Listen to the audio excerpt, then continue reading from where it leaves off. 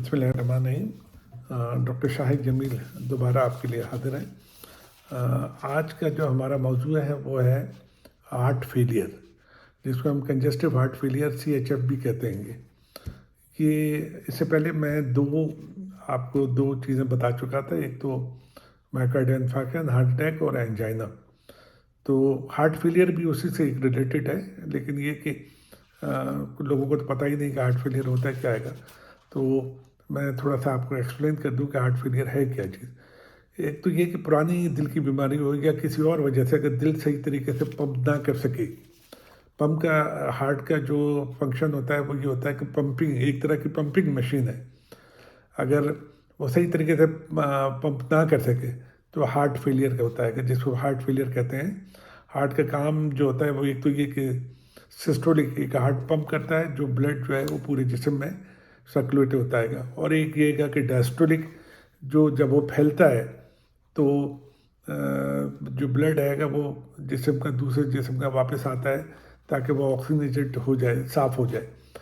तो इसका दो फंक्शन होते हैं हार्ट के, एक तो ये कि ब्लड पंप करता है और एक ये वो लेता भी है। तो एक तरह का पंपिंग मशीन की तरह से उसका एक्शन है। तो क्या होता है कि अगर दिल डैमेज हो जाए या कमज़ोर हो जाए या उसके जो पट्टे हैं वो रिजिड हो जाए, सख्त हो जाए, तो हार्ट फेलियर के चांसेस हो जाते हैं। और वो फिर सही तरीके से काम नहीं करता। होता क्या है कि फिर वो जो जो पंप करता है ब्लड, और वो फिर वो बैक फ्लो हो जाता है, जिसकी वजह से हार्ट फेलियर होता है। अब कैसे देखते हैं? एक तो ये कि ज़ाहिर है क्लिनिकली पता चलता है। दूसरा ये कि हम इजेक्शन फ्रैक्शन देखते हैं उसका। इजेक्शन फ्रैक्शन मैंने पहले भी आपको बताया था, पहले 2 लेक्चर में। अच्छा, इजेक्शन फ्रैक्शन को चेक करने का क्या तरीका का? बेहतरीन तरीका तो यही है कि इसका सिंपल और नॉन इन्वेसिव प्रोसीजर यही है कि आप इसका इकोकार्डियोग्राफी कराएं। इकोकार्डियोग्राफी कराते हैं तो आपको पता चल जाता है कि हार्ट की जो मूवमेंट है वो नॉर्मल है या नहीं है। अगर खुदा न खास से हार्ट अटैक की वजह से कोई नुकसान हुआ है दिल की दीवारों को, तो जाहिर है कि वो दीवार जो है कि वो सही तरीके से पंप नहीं करेगी, तो इसका जो है वो जब बिल्कुल ऐसा ही है जैसे नॉन फंक्शनिंग हो जाएगा, या ये कि थोड़ा सा स्लो करेगा। तो उसका तरीका यही है कि ये देखने के लिए इको करते हैं, और उसमें हम ये देखते हैं कि कितना इजेक्शन फ्रैक्शन है। नॉर्मली जो होता है वो इजेक्शन फ्रैक्शन जो होता है कि वो 50-55 से ऊपर होता है। अगर खुदा ना खास्ता ये जब अगर इजेक्शन फ्रैक्शन कम हो जाए तो इसका मतलब है कि एक तो ये कि हार्ट वो पंप सही तरीके से नहीं करेगा, फिर दूसरा ये कि पेशेंट को या जो भी है खुदा ना खास्ता उसको फिर साइन और सिम्टम शुरू हो जाएंगे। मतलब ये कि उसको शॉर्टनेस ऑफ ब्रेथ हो जाएगी और दूसरी चीज़ें हो जाती हैं जो मैं आगे चल के आपको बताता हूँ। अब क्या होता है कि दिल जो है वो 4 खानों में होता है। एक तो होता है एक लेफ़्ट साइड का अपर का चैम्बर होता है, और एक लेफ़्ट साइड नीचे होता है जो बड़ा चैम्बर होता है। ब्लड जो आता है वो ऊपर से फिर नीचे की तरफ आता है। इसी तरीके से राइट साइड का चैम्बर होता है, एक राइट ऊपर होता है जो छोटा चैम्बर होता है, एक नीचे होता है जो बड़ा चैम्बर होता है, जो ब्लड ऑक्सीजन ब्लड जो है फिर उसके बाद वो ऊपर की तरफ जाता है। अब क्या होता है कि जब ये फेलियर होता है तो 2 तरह के फेलियर होते हैं, या तो लेफ़्ट साइड का फेलियर हो जाए या राइट साइड का फेलियर हो जाए। अगर खुदा न खास्ता लेफ़्ट साइड का फेलियर है तो क्या होगा, जो ब्लड जो है वो आप जब पंप करेंगे तो वो बैक फ्लो होगा, और जब बैक फ्लो होगा तो पेशेंट कंप्लेन करेगा शॉर्टनेस ऑफ ब्रेथ की। अच्छा, इसी तरीके से अगर राइट साइड का आएगा, अगर राइट साइड का जब पंप करेगा वो बैक फ्लो हुआ तो उसमें क्या होगा कि एक तो आपका जो स्वेलिंग हो जाएगी, जो वरम आ जाएगा जिसे हम कहते हैं, वो पैरों में वरम आ जाएगा, और पैरों के बाद जो है वो फीट्स में, फुट में भी आ जाएगा, लोअर लेग्स में भी आ जाएगा, एब्डोमेन में भी आ जाएगा। अब इसकी वजूहत क्या आएंगी? वजूहत मैंने आपको शुरू में बताया था कि पहले के शुरू के 2 लेक्चर में, अगर खुदा ना खास्ते अगर किसी को हार्ट अटैक हो और क्या कहते हैं उसको ट्रीटमेंट लेने में देर लग जाए, यानी इमरजेंसी का ट्रीटमेंट है, अगर वो 12 घंटे से बाद पहुँचे तो हार्ट डैमेज होने के चांसेस हैं। तो ज़ाहिर है कि जब हार्ट डैमेज होगा तो फिर वो इसका पंपिंग एक्शन भी जो है वो मुतासर होगा। तो नंबर 1 तो ये है कि कोरोनरी आर्टरी डिजीज़ पहली कॉज है कि फिर ब्लड प्रेशर अगर मुसलसल बढ़ा रहे, आप उसको कंट्रोल नहीं करेंगे, तो जो आर्टरीज़ या शरियानें जो है ना, ये सख्त हो जाती हैं ये।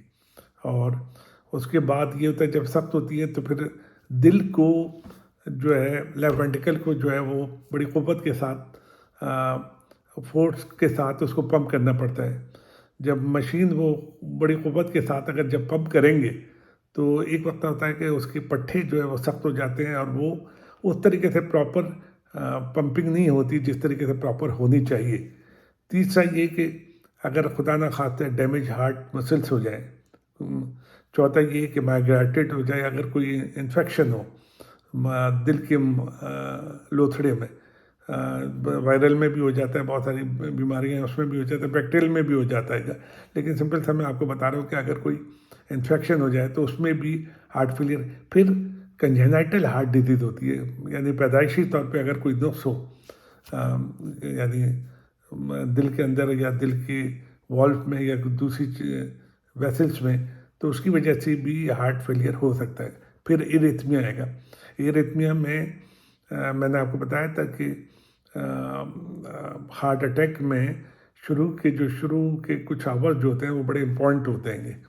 अब उसमें क्या होता है कि जिसमें वी टेक और वी एफ के चांसेस होते हैं, इसी तरीके से हार्ट फेलियर खुदा ना खाते जब अगर वी टेक या वी एफ हो जाए तो फिर ये ज़ाहिर है, तो हार्ट तो पंप कर हार्ट में यानी आपकी दिल की धड़कन तो है, लेकिन ये कि वो पंप सही तरीके से नहीं कर रहा। जब वो सही तरीके से पंप नहीं करेगा तो फिर हार्ट फेलियर के चांसेस होते हैं।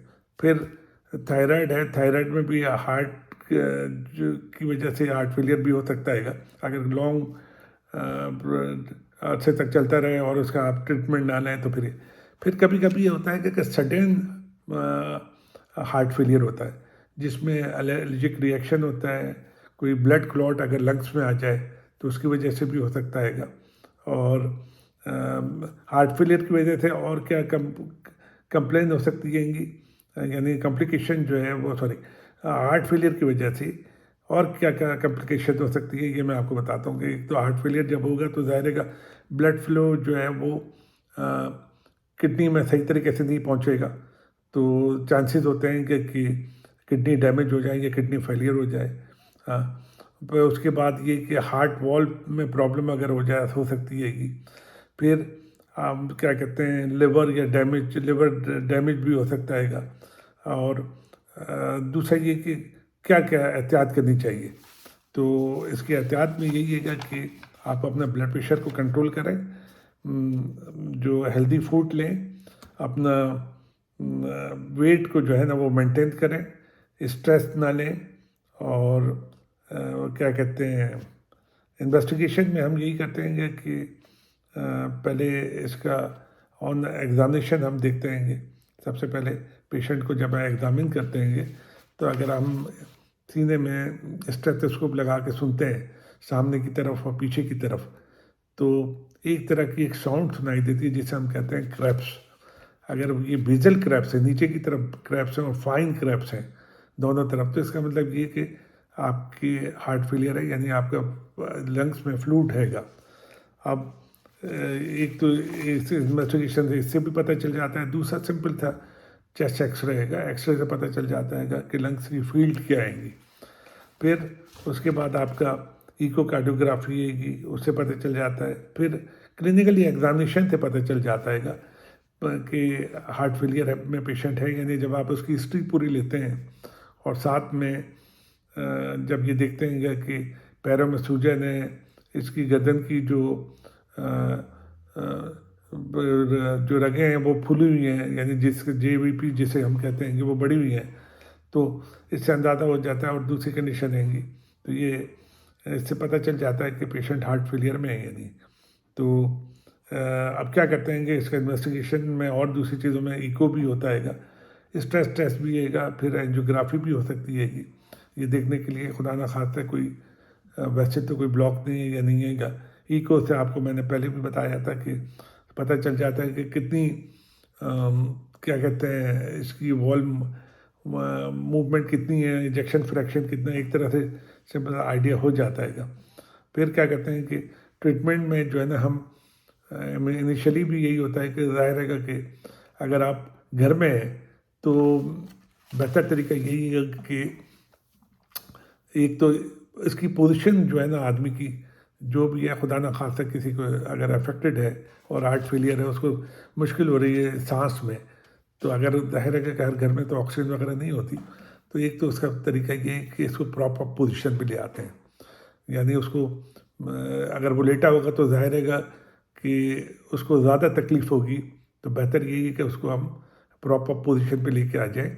और यही है कि उसको हम बोलते हैं कि 45 या 90 के एंगल पे आके बैठे, तो उससे एक तो रिलीव होता है। दूसरा, अगर घर में है, मैंने आपको पहले भी कहा था कि अगर एस्प्रिन या एंजासिड वगैरह है, तो एंजासिड जो है वो 0.5 मिलीग्राम की, जिसे नाइट्रोग्लिसरीन कहते हैं, हम जो है वो इसको ज़ुबान के नीचे रखवा सकते हैं। तो इनिशियली इससे भी थोड़ा बहुत फ़ायदा होता है। तो उसके बाद उसका तरीका यही है कि इसको ईआर में लेके जाना पड़ेगा।